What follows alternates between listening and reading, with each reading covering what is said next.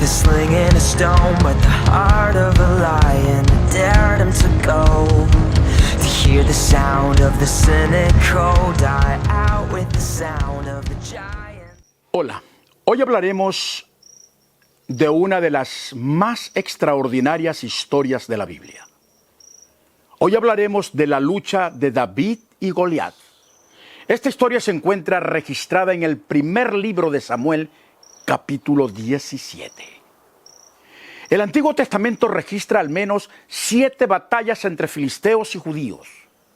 Y esta, a mi entender, es la más espectacular de todas. De la mano de este gigante, los filisteos pasaron a la historia como el pueblo de Goliat, derrotado por la astucia de un pequeño pastor de ovejas.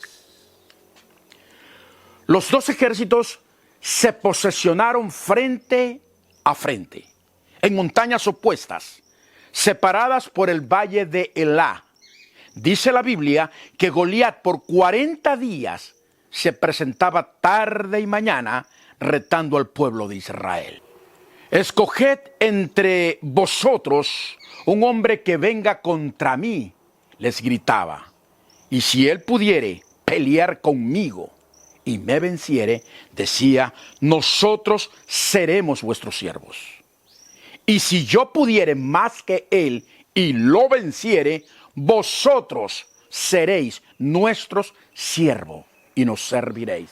Dadme un hombre que pelee conmigo, les gritaba con mucha insolencia. Ante este desafío los israelitas tuvieron miedo, mucho miedo. No es de extrañarnos que al ejército de Israel invadiera el miedo. Goliat era enorme, medía casi 3 metros, 10 pies, y estaba armado, como decimos por acá, hasta los dientes. Esa evidencia mostraba a el gigante filisteo como ganador, antes de empezar la batalla. Yo soy Rubén Rivera, esto es Verdades Eternas para la Gloria de Dios. ¿Cuántos pueden decir amén o sus sistemas religiosos se lo permiten?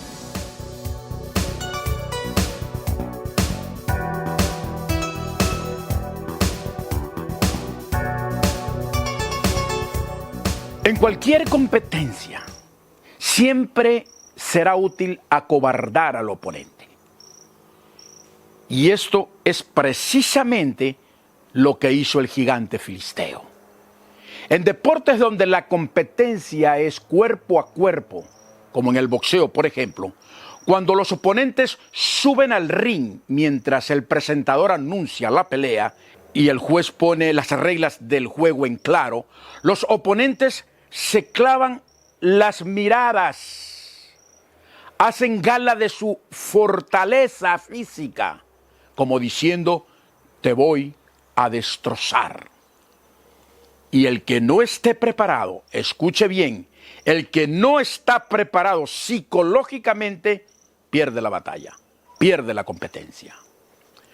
Si consideramos que Saúl, aun siendo más alto que cualquier soldado de su ejército, esto lo podemos ver en 1 Samuel 9:2, no se atrevía a hacerle frente al gigante, imagínate el resto. Y si a esto le suma el enorme casco de bronce y su espada, armadura más el escudo y una lanza y una espada de enormes proporciones, este hombre era una fortaleza, un tanque de guerra. 1 Samuel 17, versículos 4-7. Es interesante saber que el contexto dice que Saúl fue conocido como un feroz y exitoso líder. 1 Samuel 14:52. O sea, fue un hombre con estrategias de guerra. Pregunto, ¿qué pasó con esa ferocidad? La respuesta, 1 Samuel 16:14. Y el Espíritu de Jehová se apartó de él. Es decir, cuando el Espíritu Santo se aparta de Saúl, también lo hizo su valor. Un caso similar pasó con Sansón, Jueces 16:20. Y ese fue el temor del mismo David cuando fue rey. Salmo 51. Te ruego que no apartes de mí tu Santo Espíritu. Cuando David llegó al campamento de los israelitas para entregar provisiones a 3 de sus hermanos, escuchó los gritos de Goliat y se sorprendió al ver a los soldados huir aterrorizados. En ese momento dispuso en su corazón enfrentarse a Goliat. Primera de Samuel 17 del 20 al 23, léelo. David conocía su rapidez, conocía su agilidad. Él sabía cuál era la distancia perfecta para atacar con efectividad, sin riesgo como para ser alcanzado. Es decir, tenía su propia estrategia de lucha. Pero sobre todo, David sabía que el Señor de Israel le daría la victoria. ¿Cuántos pueden decir amén? Todos tenemos un enemigo gigante por delante. De hecho, hay un ejército completo en contra nuestra. Tenemos a la muerte siempre ante nosotros. Quizás a una llamada, quizás en el próximo semáforo. Hay ataques a la familia, pérdidas de empleo, etcétera, etcétera. Es más, Satanás mismo anda como león rugiente buscando a quien devorar. Primera de Pedro 5:8. El pecado nos acecha a la vuelta de la esquina. ¿Cómo enfrentar a estos enemigos? Encuentro 2 opciones en esta historia. Y una es la de luchar como Goliat, ponernos la armadura y luchar con nuestras propias fuerzas, o luchar como David, que no se dejó intimidar, no le comió cuento al gigante, ni por su estatura ni por sus gritos. David sabía que su fortaleza venía de Dios. Todo lo puedo en Cristo que me fortalece. Filipenses 4:13. Así que como cristianos no deberían las adversidades, por gigantes que parezcan, intimidarnos. David tenía la certeza que lograría vencer a Goliat. Él sabía que la victoria solo vendría por intervención divina. Dios sería glorificado y todos verían el gran poder salvador de Dios librando a sus hijos del mal. Sin embargo, David hizo su parte. Se concentró en estudiar bien al enemigo y se dio cuenta que solo había un lugar vulnerable sin proteger. Un pequeño espacio en la frente del gigante.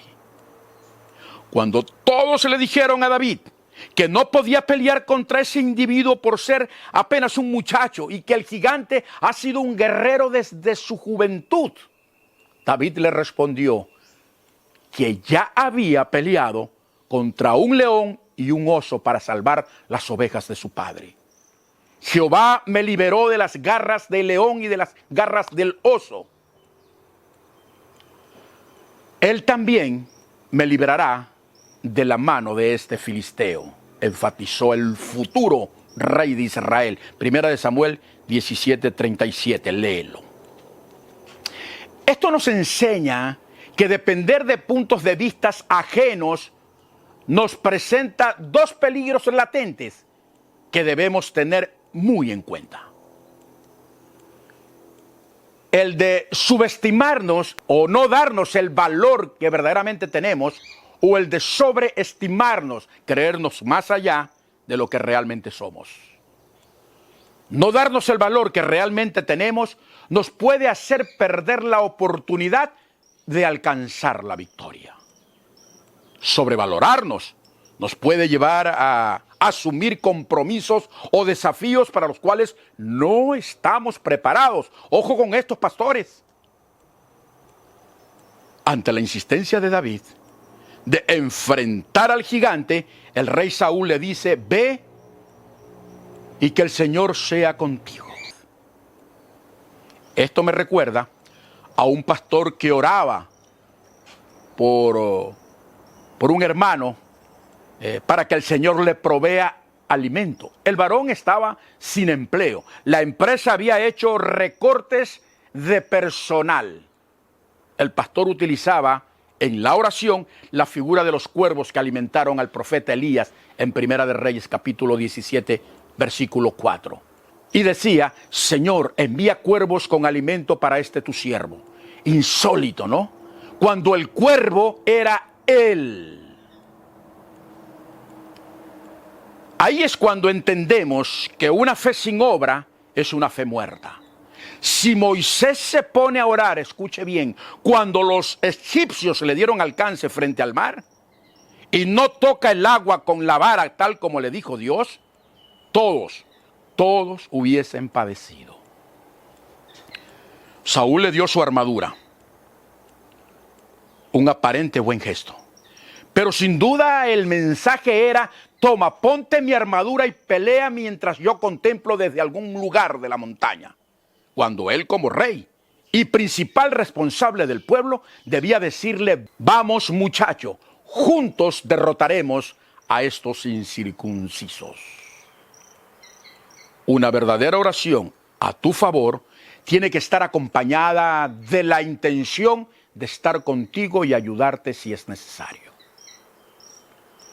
El gran error de David hubiese sido salir al campo de batalla con las ropas de guerra de Saúl. La razón, él mismo lo expresa.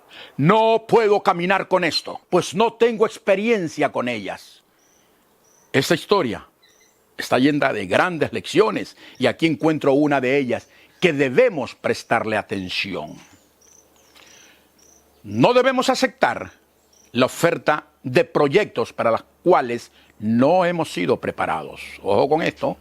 Hay muchos pastores que se meten en camisa de 11 varas y después no saben cómo salir de ellas. Lo que para Saúl significa dignidad y protección, para David representaba peligro y muerte.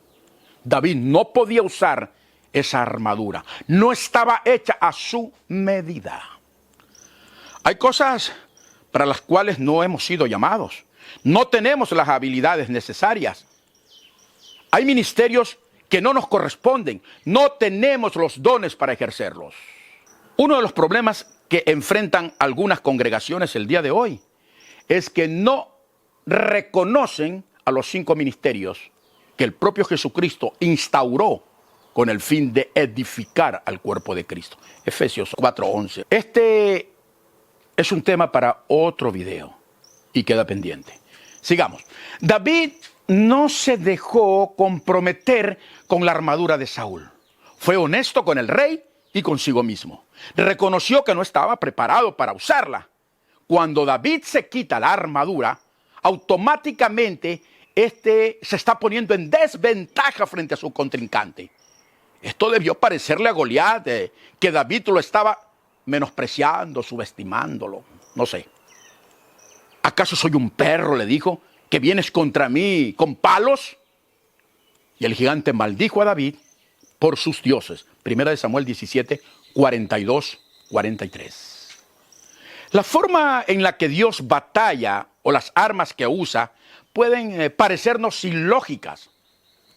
Sí, David recogió 5 piedras y las colocó en una bolsa. Tomó su honda y su bastón y fue a enfrentarse a Goliat. Primera de Samuel 17:40. Aunque David tenía experiencia enfrentando a osos y leones, esta experiencia estaba muy lejos, no bastaba para ganarle la batalla a Goliat. Sin embargo, esta experiencia le otorgaba a David la confianza suficiente para creer que podía acabar con el gigante. ¿Sabes una cosa, incircunciso? Jehová hoy te entregará en mis manos. Te cortaré la cabeza y toda la tierra sabrá que hay Dios en Israel. Primera de Samuel 17:36. Goliat se enfureció tanto que se levantó y fue al encuentro de David para asesinarlo. Pero David no huyó, no se escondió, no entró en pánico, no se tiró de rodillas a orar. En vez de eso, David se dio prisa y corrió contra el filisteo. Y le dijo, tú vienes contra mí con espada y jabalina, mas yo vengo contra ti en el nombre de Jehová. y giró. Y giró la onda, esta historia me fascina. Y giró la onda y la soltó. Y el gigante cayó sobre su rostro en tierra. Fue un blanco perfecto. David tuvo la mano firme y la puntería cuidadosa de alguien que realmente confiaba en Dios. Ya para terminar, déjame decirte que en todas las batallas que nos presente la vida, es importante tener conocimiento de quién es Dios. ¿Qué es Dios capaz de hacer por nosotros? También es importante conocer bien las armas con que contamos. Recuerda que las armas de nuestra milicia no son carnales, sino poderosas en Dios para la destrucción de fortalezas, derribando argumentos y toda altivez que se levanta contra el conocimiento de Dios. Y llevando cautivo todo pensamiento a la obediencia de Cristo. Segunda de Corintios capítulo 10, versículos del 4 al 5. ¿Cuántos pueden decir amén? Es importante también conocernos bien a nosotros mismos. No dejarnos intimidar por lo que vemos u oímos. Pero sobre todo, escríbelo para que no se te olvide nunca. Darle la gloria a Dios. ¿Cuántos pueden decir amén? Gracias, Señor, por permitirme tratar tus verdades.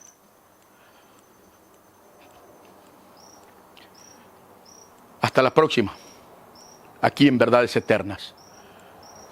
Que Jehová haga resplandecer su rostro en el tuyo todos los días de tu vida.